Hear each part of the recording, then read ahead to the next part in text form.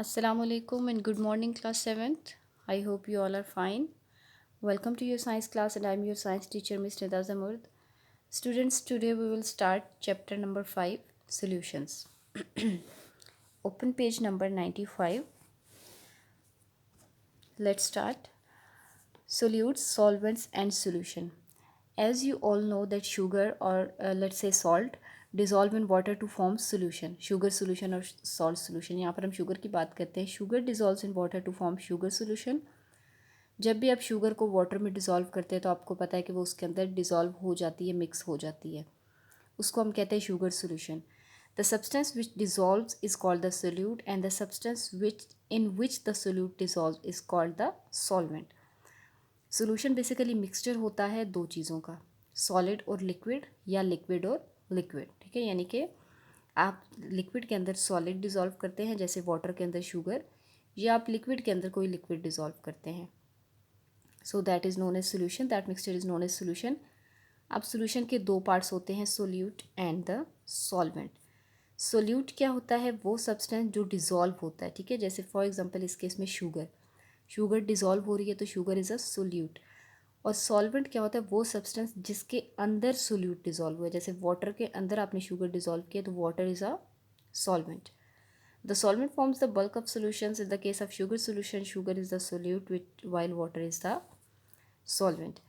So what is a solution? A solution is a mixture formed when one or more solutes dissolve in a solvent.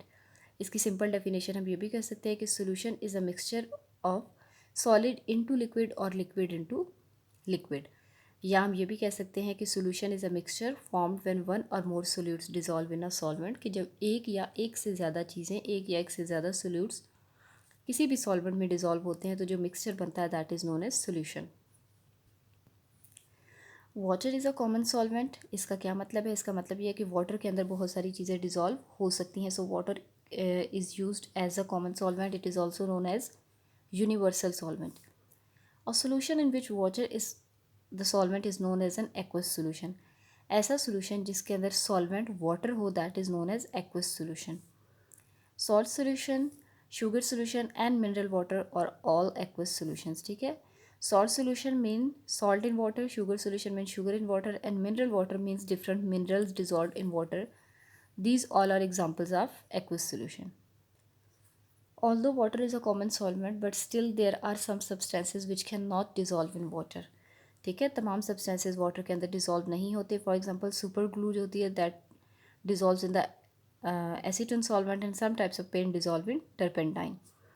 ये कुछ दूसरे solvents की example हैं, यानी कि वो चीज़ें जो पानी में डिज़ोल्व नहीं होती वो इन सॉल्वेंट्स के अंदर डिज़ोल्व हो जाती है. जैसे कि सुपर ग्लू वाटर के अंदर डिज़ोल्व नहीं होती. ठीक है, सुपर ग्लू किस में डिज़ोल्व होती है? Super glue dissolves in the solvent acetone.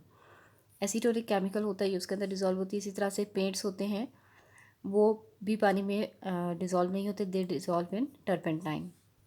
Then these are examples of some solution. आप फिजी ड्रिंक, ये जो आप लोग कोल्ड ड्रिंक्स वगैरह पीते हैं उनकी बात हो रही है. It is made up of sugar, colourings, flavouring and carbon dioxide dissolve in water. Can you identify the solutes in solvent in each of the above solution? Yes, you can easily identify. Fizzy drink के अंदर sugar, colourings, flavouring और carbon dioxide क्या हैं? These all are solutes and water is a solvent, क्योंकि ये तमाम चीज़ें water में डिजॉल्व हुई हुई हैं. ठीक है.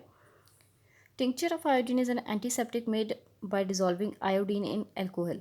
टिंक्चर आयोडीन एक एंटीसेप्टिक मेडिसिन है. ठीक है, जो कि ज़ख़म वगैरह साफ़ करने के काम आती है. और ये भी एक सोल्यूशन है किन चीज़ों का? आयोडीन और अल्कोहल का. Dissolving iodine in alcohol, that means that iodine is a solute and alcohol is solvent. Air consists of oxygen, carbon dioxide and noble gases dissolved in nitrogen. Air is also a mixture, so it contains different gases. तो इस case में oxygen, carbon dioxide और noble gases जो है वो nitrogen के अंदर dissolve है. That means nitrogen is a solvent and all other gases are solutes. Nature of solution. what happens to the sugar when we add 5 gram of sugar to 100 grams of water? Simply sugar dissolve हो जाती है पानी के अंदर. will the mass of the sugar solution be less than, equal to or more than 105 grams? ठीक है, sugar का mess क्या होगा? सॉरी, सोल्यूशन का मैस क्या होगा? शुगर थी 5 ग्राम और वाटर था 100 ग्राम. तो वो कह रहे हैं कि क्या उसका मैस 105 से यानी कि 5 + 100 105 ग्राम से ज़्यादा होगा, कम होगा या इक्वल होगा। That will be equal to 105 grams. ठीक है। mass of solution is equal to the total mass of the solute and the solvent। ये फार्मूला यूज़ किया जा सकता है, mass of solution is equal to mass of solvent plus mass of solute। When a solute dissolves in a solvent, it doesn't disappear, it remains inside the solvent and no mass is lost, hence mass is conserved। जब किसी भी solute को आप water में dissolve करते हैं या किसी भी सॉल्वेंट में डिज़ोल्व करते हैं तो सोल्यूट डिसअपेयर नहीं होता, वो डिज़ोल्व ज़रूर हो जाता, लेकिन वो रहता उसके अंदर ही है, उस सॉल्वेंट के अंदर। ठीक है। So we can say that mass is conserved, कोई भी मैस लॉस्ट नहीं हुआ, तमाम का तमाम मैस जो है that is conserved. When a solute dissolves in a solvent, the solute breaks apart into smaller particles that mix completely and evenly with the particles of the solvent। जब भी आप किसी सोल्यूट को किसी सॉल्वेंट में dissolve करते हैं तो जो सोल्यूट के पार्टिकल्स होते हैं दे आर ब्रोकन डाउन, वो छोटे छोटे पीसेस में ब्रोकन डाउन हो जाते हैं, टूट जाते हैं और फिर वो कम्प्लीटली सॉल्वेंट के साथ मिक्स हो जाते हैं लाइक दिस। ये आप देखिए कि कैसे वो ब्रेक डाउन हो गए, एक दूसरे से दूर हो गए और completely they are dissolve in the solvent. This explains why a solution is homogeneous, that is, its color, density, appearance, and other physical and chemical properties are the same in every part of the solution। इससे हमें पता चलता है कि why solution is homogeneous। अगर आप sugar को पानी में डिज़ोल्व करें या सॉल्ट को पानी में डिज़ोल्व करें तो आप देखेंगे कि सोल्यूशन इज़ होमोजीनियस, यानी कि थ्रू आउट द बीकर, जिस बीकर में आपने सोल्यूशन बनाया है, सोल्यूशन का कलर, उसकी डेंसिटी, उसकी अपीयरेंस, उसकी तमाम फिजिकल और केमिकल प्रॉपर्टीज़ आपको सेम नज़र आएंगी। ठीक है। यानी कि कहीं पर भी आपको कोई फ़र्क नज़र नहीं आएगा। That is due to this कि क्या होता है कि सोल्यूट जो होता है वो कम्प्लीटली सॉल्वेंट के अंदर डिज़ोल्व हो जाता है। ठीक है। Uses of solvents and solutions. The water we drink and the air we breathe are examples of solvents and solutions which keep us alive. Water और एयर क्या हैं? ये सॉल्यूशन और सॉल्वेंट्स की एग्जांपल हैं जो कि हमारे ज़िंदा रहने के लिए बहुत ज़रूरी हैं। Plants absorb mineral salts which are dissolve in water through their roots. Plants क्या करते हैं? प्लांट्स को ज़िंदा रहने के लिए मिनरल सॉल्ट्स चाहिए होते हैं। मिनरल सॉल्ट्स जो होते हैं वो वाटर में डिजॉल्व हुए होते हैं और प्लांट्स अपनी रूट्स के थ्रू उनको एब्जॉर्ब कर लेते हैं। Most substances react more readily in their solutions form than in their solid forms. बहुत सारे सब्सटेंसेज ऐसे होते हैं कि when they are in their solid form they do not react. ठीक है। लेकिन जब उन्हीं को पानी में या किसी सॉल्वेंट में डिज़ोल्व करके सॉल्यूशन बना लिया जाए तो they react more actively. When copper sulfate solution is added to the sodium hydroxide solution, a cloudy suspension of pale blue color hydroxide forms almost immediately। अच्छा, इससे पहले आप देखिए, copper sulphate crystals and sodium hydroxide pellets do not react with each other when dry. Copper sulphate crystals और sodium hydroxide को अगर आप इकट्ठा रख दें ड्राई फॉर्म में तो वो रिएक्ट नहीं करेंगे, कोई भी नई चीज़ नहीं बनेगी। जबकि अगर आप इनके सोल्यूशन बना लें, कॉपर सल्फेट सोल्यूशन को आप ऐड करें सोडियम हाइड्रोक्साइड सोल्यूशन में, तो फ़ौरन से पहले क्या होगा कि एक क्लाउडी सस्पेंशन बन जाएगा पेल ब्लू कलर का। ठीक है, समझ आ गई आपको? यानी कि ड्राई फॉर्म में जब हमने उन दोनों को कंबाइन किया दे डिडंट रिएक्ट, लेकिन सोल्यूशन की फॉर्म में दोनों ने फ़ौरन से पहले रिएक्ट किया, क्लाउडी सस्पेंशन बन गया immediately. So we can say that there are most substances which react actively in their solution forms as compared to in their solid form। solid forms में वो react नहीं करते, solutions की form में वो ज़्यादा जल्दी एक दूसरे के साथ react करते हैं। Here are some other useful applications of solvents and solutions in homes, agriculture, medicine and the industry। कुछ आपको यूजेस बताए गए हैं सॉल्वेंट्स के और सॉल्यूशंस के। घरों में क्या यूजेस हैं, एग्रीकल्चर में, मेडिसिन में और डिफरेंट इंडस्ट्री में।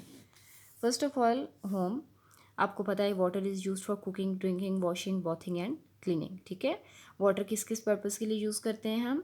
कुकिंग, खाना पकाने के लिए आपको पता है पानी बहुत ज़्यादा यूज़ होता है। ड्रिंकिंग सबसे important, washing, bathing and cleaning.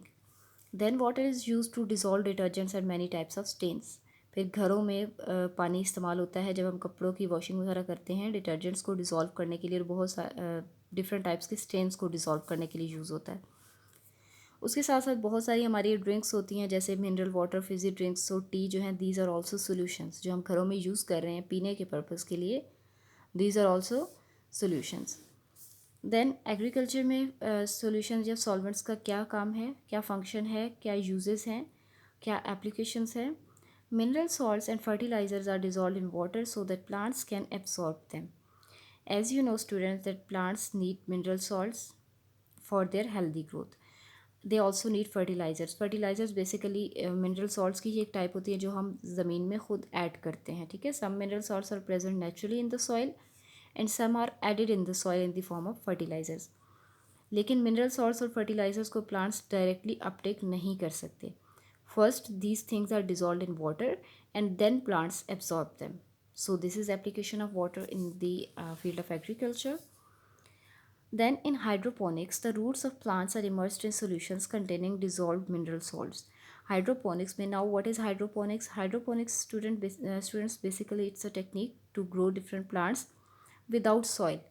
इसमें ज़मीन इन्वॉल्व नहीं होती. ठीक है, सॉइल के बगैर प्लांट्स को ग्रो करवाया जाता है. सो अगर सॉइल इन्वॉल्व नहीं होती तो how do plants grow? As you know that from soil plants get mineral salts.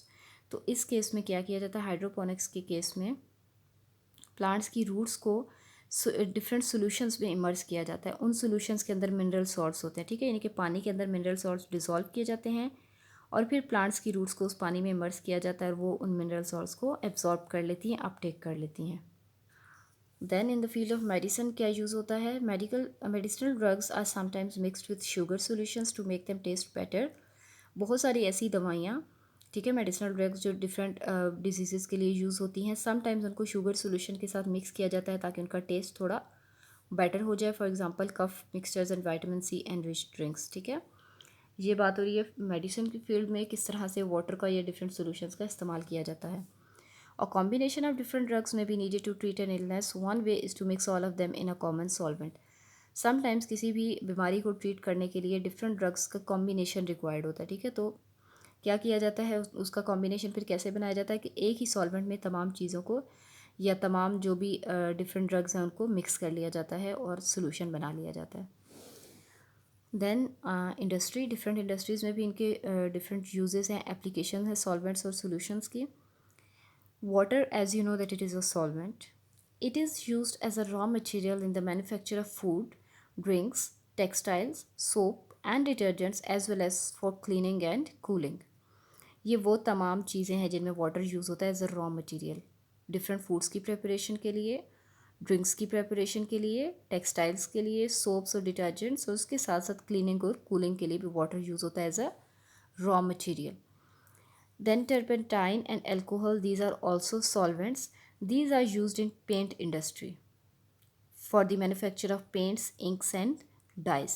ठीक है, टर्पेंटाइन और अल्कोहल भी सॉल्वेंट्स की एग्जांपल्स हैं और ये पेंट इंडस्ट्री में यूज़ होते हैं.